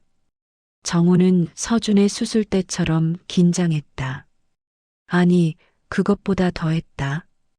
자신의 수술이 더 무서웠다. 수술 전날 밤 정우는 유언장을 썼다. 만약을 대비해서 회사 지분, 예금, 부동산 모두 미선과 아이들에게 남긴다고 적었다. 유언장을 봉투에 넣고 변호사에게 맡겼다. 진우에게도 연락했다.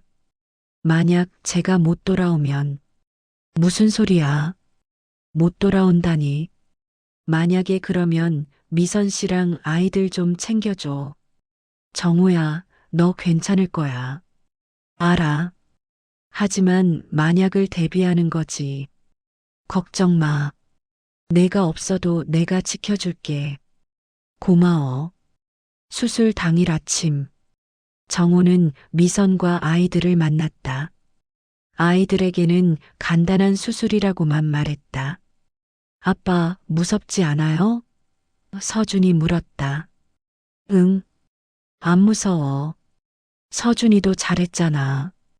아빠도 잘할 거야. 빨리 나아요. 응, 금방 나을 거야.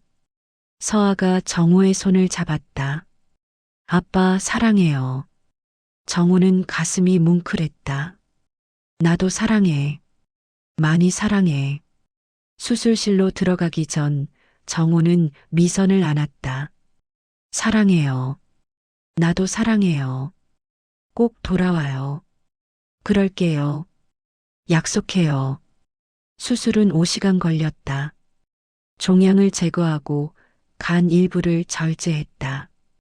다행히 전이는 없었다. 깨끗하게 제거되었다. 회복실에서 깨어났을 때 정우는 미선의 얼굴을 봤다. 그녀는 울고 있었다. 잘 끝났어요. 의사 선생님이 그러는데 완전히 제거했대요. 정우는 웃었다. 말은 나오지 않았지만 입모양으로 말했다. 고마워요. 회복 기간은 힘들었다. 통증도 심했고 움직이기도 어려웠다. 하지만 미선과 아이들이 곁에 있었다. 매일 병문안을 왔고 간호를 해주었다. 한 달 후 정우는 퇴원했다. 몸은 여전히 약했지만 마음은 강했다. 살아남았다. 가족 곁으로 돌아왔다. 퇴원하는 날 아이들이 만든 편지를 받았다. 서준의 편지 아빠, 빨리 나와서 축구같이 해요. 사랑해요. 서아의 편지 아빠, 아프지 마세요. 우리 아빠가 세상에서 제일 좋아요. 사랑해요. 정우는 편지를 읽으며 울었다. 이것이 내가 살아야 하는 이유구나. 집으로 돌아왔다. 아니, 미선의 집이 아니라 정우가 새로 구한 집이었다. 4인 가족이 살기에 적당한 크기의 아파트. 정우는 퇴원 전에 미리 계약해 두었다. 이게 뭐예요? 미선이 놀랐다. 우리 새 집이에요. 언제 구했어요? 수술 전에요. 만약 제가 살아남으면 여기서 새로 시작하려고 했어요. 미선은 울었다. 당신 정말 이제 진짜 가족으로 살아요. 내 식구가. 아이들은 신이 나서 집안을 돌아다녔다. 각자 방도 있었다. 서준의 방, 서아의 방, 그리고 부부의 방. 아빠, 여기 정말 우리 집이에요? 서아가 물었다. 응, 우리 집이야. 와, 정말 좋다. 그날 밤, 네 사람은 새 집에서 첫 저녁을 먹었다. 배달 음식이었지만 그 어떤 식사보다 맛있었다. 식사 후 정우는 미선에게 말했다. 결혼식은 제가 완전히 회복하고 나서 해요. 괜찮아요. 천천히 해요. 아니요. 빨리 하고 싶어요. 더 이상 미루고 싶지 않아요. 하지만 건강이. 괜찮아요. 의사 선생님이 3개월 후면 일상생활 가능하대요. 그때 해요. 미선은 웃었다. 알았어요. 3개월 후에. 약속이에요. 약속이에요. 그날 밤 정호는 창문으로 밤하늘을 바라보았다. 별이 빛났다. 그는 생각했다. 인생은 참 묘하다. 15년 전에 모든 걸 잃었다고 생각했는데 지금은 모든 걸 되찾았다. 아니, 되찾은 게 아니라 새로 얻은 것이다. 더 소중하게, 더 감사하게. 암이라는 시련도 왔지만 그것조차 선물이었다. 삶이 얼마나 소중한지, 가족이 얼마나 귀한지 깨닫게 해줬으니까. 정우는 잠자리에 들었다. 옆에는 미선이 있었다. 아이들은 각자 방에서 자고 있었다. 이것이 정우가 꿈꾸던 삶이었다. 그는 눈을 감으며 생각했다. 고마워요. 이 모든 것에 감사해요. 3개월이 지났다. 6월이 되었고 초여름의 햇살이 따가웠다. 정우는 완전히 회복했다. 정기 검사에서도 재발 소견은 없었다. 의사는 완치 판정을 내렸다. 결혼식 날이 밝았다. 작은 결혼식이었다. 하객은 50명 정도. 친한 친구들과 직장 동료들. 형도 왔다. 축하한다. 형이 악수를 청했다. 고마워요, 형. 너 행복해 보인다. 행복해요. 정말로요. 그래. 잘 됐다. 형은 더 이상 말하지 않았다. 하지만 눈빛이 달라져 있었다. 인정하는 눈빛이었다. 신부가 입장했다. 미선은 순백의 드레스를 입고 있었다. 15년 전보다 더 아름다웠다. 세월의 흔적이 있었지만 그것이 오히려 그녀를 더 빛나게 했다. 서준과 서아가 미선의 양옆에서 함께 걸었다. 두 아이가 엄마를 아빠에게 인도하는 것이었다. 정우가 원한 방식이었다. 미선이 정우 앞에 섰다. 두 사람은 서로를 바라보았다. 15년이라는 시간이 그 사이에 있었지만 이제는 그것도 의미가 없었다. 주례가 말했다. 두 분은 15년 전에 만나 결혼했다가 헤어졌고 다시 만나 오늘 이 자리에 섰습니다. 보통의 사랑 이야기가 아닙니다. 하지만 그렇기에 더 특별하고 더 소중합니다. 두 분이 이 자리에 서기까지 많은 아픔이 있었을 것입니다. 그 아픔을 딛고 다시 시작하는 용기에 박수를 보냅니다. 하객들이 박수를 쳤다. 정우와 미선은 서로의 손을 잡았다. 서약이 시작되었다. 신랑 윤정호 씨, 신부 김미선 씨를 아내로 맞이하여 평생 사랑하고 존중하며 기쁠 때나 슬플 때나 건강할 때나 아플 때나 함께하기로 약속하십니까? 예, 약속합니다. 신부 김미선 씨, 신랑 윤정호 씨를 남편으로 맞이하여 평생 사랑하고 존중하며 기쁠 때나 슬플 때나 건강할 때나 아플 때나 함께하기로 약속하십니까? 예, 약속합니다. 반지 교환이 이어졌다. 정호는 미선의 손에 반지를 끼웠다. 15년 전에도 끼웠던 그 손가락. 하지만 이번에는 다른 의미였다. 절대 놓지 않겠다는 의미. 미선도 정호의 손에 반지를 끼웠다. 그녀의 손이 떨렸다. 정호는 그 손을 꼭 잡았다. 이제 키스로 서약을 완성하십시오. 정호는 미선을 안고 키스했다.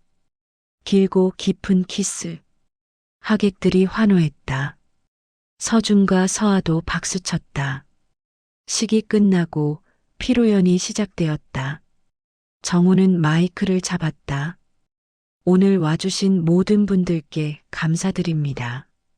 특히 저희 아이들 서준이와 서아에게 고맙다고 말하고 싶습니다. 아빠가 늦게 나타나서 미안해. 하지만 앞으로는 절대 떠나지 않을게. 평생 너희 곁에 있을게. 사랑해. 아이들은 울먹였다. 정우는 단상에서 내려와 아이들을 안았다. 미선도 함께 안았다. 네 사람은 오래도록 껴안고 있었다. 피로연이 끝나고 가족들은 새 집으로 돌아왔다. 이제 정식으로 한 가족이 되었다. 호적에도 마음에도. 그날 밤 아이들을 재우고 정우와 미선은 거실에 앉았다. 행복해요? 정우가 물었다. 네. 너무 행복해서 꿈 같아요. 저도요. 이런 날이 올 줄 몰랐어요. 15년 전으로 돌아가면 어떨 것 같아요? 정우는 생각했다. 잘 모르겠어요. 돌아가지 않을 거예요. 과거는 과거로 두는 게 맞아요. 중요한 건 지금이니까요. 맞아요. 지금이 중요하죠. 두 사람은 창밖을 바라보았다. 여름밤의 거리는 고요했다. 그로부터 1년이 지났다. 정호의 사업은 안정적으로 자리 잡았다. 크지는 않았지만 가족을 먹여 살리기에 충분했다. 미선은 집 근처에서 작은 카페를 열었다. 서준과 서아는 건강하게 자랐다. 여름 어느 날 네 사람은 공원에 갔다. 서준이 원했던 축구 연습을 하기 위해. 아빠 패스? 서준이 공을 찼다. 정우는 공을 받아 다시 찼다. 서준이 받았고 골대를 향해 슛했다. 들어갔다. 골. 서준이 환호했다. 잘했어. 정우가 엄지를 들었다. 서아는 옆에서 그림을 그리고 있었다. 가족의 모습을. 아빠, 엄마, 오빠, 그리고 자신. 서아야, 뭐 그려? 미선이 물었다. 우리 가족이요. 보여줄래? 서아가 스케치북을 들었다. 네 사람이 손을 잡고 웃고 있는 그림이었다. 햇살이 비치고 꽃이 피어 있었다. 예쁘다. 미선이 말했다. 우리 가족이 제일 예뻐요. 서아가 웃었다. 공원 벤치에 네 사람이 나란히 앉았다. 정우는 아이들 사이에 앉았고 미선은 그 옆에 있었다. 아빠, 서준이 불렀다. 응? 행복해요? 당연하지. 너희들이 있는데 어떻게 안 행복해? 저도 행복해요. 나도. 서아가 거들었다. 정우는 아이들을 안았다. 미선도 함께 안았다. 네 사람은 여름 햇살 아래에서 오래도록 그렇게 있었다. 저녁 무렵 집으로 돌아오는 길. 정우는 미선의 손을 잡고 걸었다. 아이들은 앞서 걸으며 떠들고 있었다. 당신 후회 안 해요? 미선이 물었다. 뭐를요? 15년을 잃은 것. 정우는 고개를 저었다. 후회하지 않아요. 물론 15년은 아깝죠. 하지만 그 시간이 없었다면 지금의 제가 없었을 거예요. 지금처럼 감사할 줄도 몰랐을 거고요. 그래도 인생은 해가 기울어도 끝나지 않더라고요. 늦은 오후에도 아름다움이 있어요. 어쩌면 한낮보다 더 아름다울지도 모르죠. 미선은 웃었다. 시적인데요? 사실이에요. 저는 지금이 제 인생에서 가장 아름다운 시간이에요. 나도요. 두 사람은 손을 꼭 잡고 걸었다. 앞에서는 아이들의 웃음소리가 들렸다. 해가 지고 있었다. 하지만 아직 밝았다. 늦은 오후의 햇살은 따뜻하고 부드러웠다. 정우는 생각했다. 인생의 정오는 지났을지 모른다. 하지만 오후는 여전히 아름답다. 그리고 이 오후를 함께할 가족이 있다. 그것만으로 충분하다. 저녁 식탁에 네 사람이 둘러앉았다. 미선이 만든 저녁, 김치찌개와 제육볶음. 소박한 식사였지만 정호에게는 세상 어떤 음식보다 맛있었다. 잘 먹겠습니다. 네 사람이 동시에 말했다. 식사를 하며 서로의 하루를 나눴다.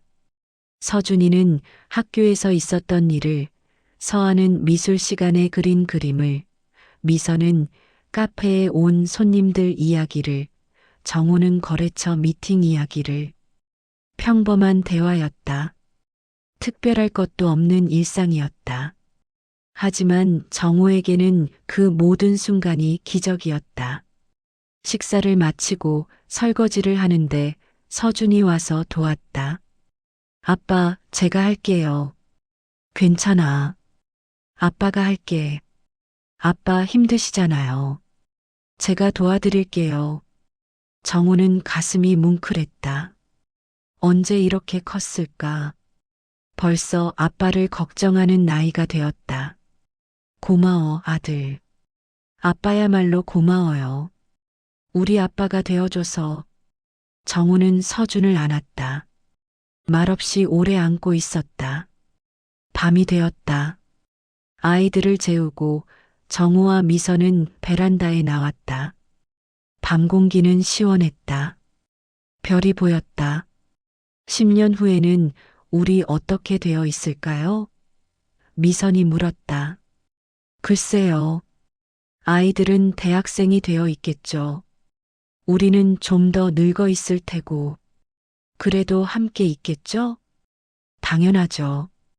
평생 함께 있을 거예요. 약속이에요? 약속이에요. 두 사람은 별을 올려다보았다.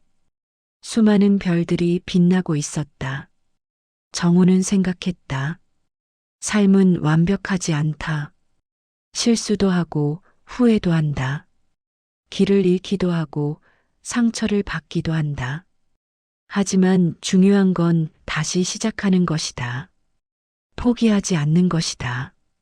15년이라는 긴 시간을 돌아왔지만 결국 돌아올 곳은 가족이었다. 사랑하는 사람들이었다. 늦었다고 생각할 때가 가장 빠른 때라는 말이 있다. 정우는 이제 그 말을 믿었다. 인생은 해가 기울어도 끝나지 않는다. 늦은 오후에도 아름다움이 있다. 그리고 그 아름다움을 함께 나눌 사람들이 있다. 그것만으로 충분하다. 정우는 미선의 손을 잡고 말했다. 사랑해요. 나도 사랑해요. 두 사람은 오래도록 그렇게 서 있었다. 별빛 아래에서 함께